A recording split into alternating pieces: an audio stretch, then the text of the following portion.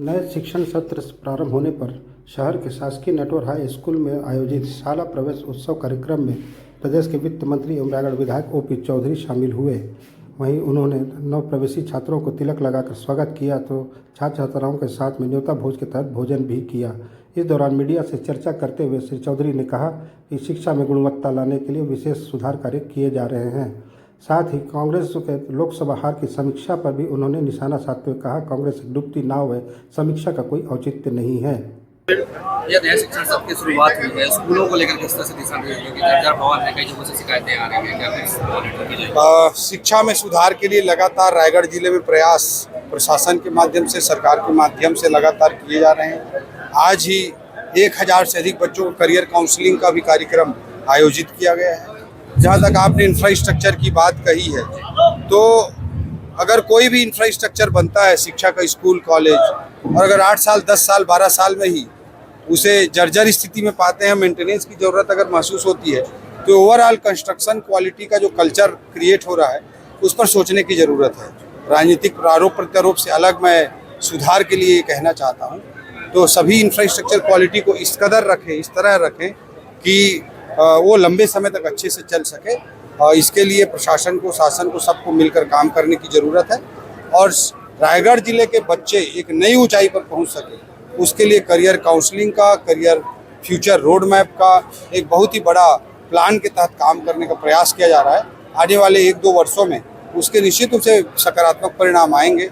अलग अलग के कंपटीशन एग्जाम में रायगढ़ के बच्चों की भागीदारी एंटरप्रेन्योरशिप के लिए, अच्छे संस्थानों में पहुंचने के लिए, क्वालिटी ऑफ एजुकेशन के लिए, सब दृष्टिकोण से वो बढ़ेगा। पीएम आवासों के लिए किस तरह से निर्देश दिए गए कि समय पे पूरे हो? एक बड़ा टारगेट, एक बड़ा वादा भी सरकार ने किया था। दूसरा, छत्तीसगढ़ गृह निर्माण मंडल के नए प्रोजेक्ट बहुत समय से अटके हुए हैं, उसमें गति आया और लोगों को इसका लाभ मिल सके। प्रधानमंत्री आवास योजना के तहत 18 लाख गरीबों के आवास को रोकने का काम, छीनने का काम कांग्रेस की पिछली सरकार ने किया था।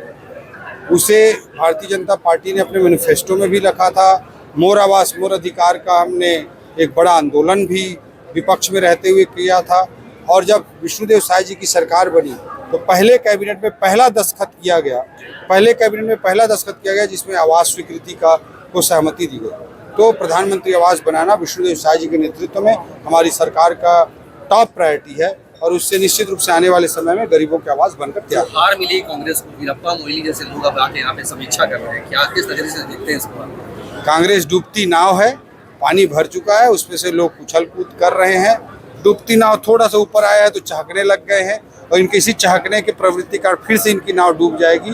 और ये केवल औपचारिकता करते हैं, जो विश्लेषण करने के लिए और समीक्षा करने के लिए आते हैं उनको भी पता है कि एक डूबती नाव की समीक्षा करने आ रहे हैं, तो इसलिए सब अपना अपना नौकरी निभा रहे हैं, अपना अपना औपचारिकता पूरी। कुछ हल निकलेगा भी समीक्षा का? कांग्रेस का क्या हल निकलना है? डूबती नाव का हल तो डूब कर ही निकलेगा। एक अंतिम सवाल, दीपक बैज ने एक छोटा सा बयान दिया है, दीपक बैज ने ये कहा है आज से जो जनदर्शन सीएम ने शुरुआत की है, अपराध बढ़ रहे हैं और अपराध की जनदर्शन की जरूरत है, तो अपराध को कैसे रोका जाए इसको लेकर? भूपेश बघेल जी तो कभी जनदर्शन किए नहीं, लोगों से वहाँ पे मिलना किसी के लिए उनको ठीक नहीं लगता था। कभी कोई भेंट मुलाकात यहाँ वहाँ कोई मिल जाता था तो कभी किसी बहन से बदतमीजी, कभी किसी किसान से बदतमीजी, कभी किसी युवा से बदतमीजी, इस तरह से करते थे। विष्णुदेव साय जी शांत, सौम्य, संवेदनशील प्रशासक के रूप में लोगों से मिल रहे हैं, उनकी समस्याओं को सुन रहे हैं, उसका समाधान कर रहे हैं, तो कांग्रेस के पेट में दर्द होना स्वाभाविक है।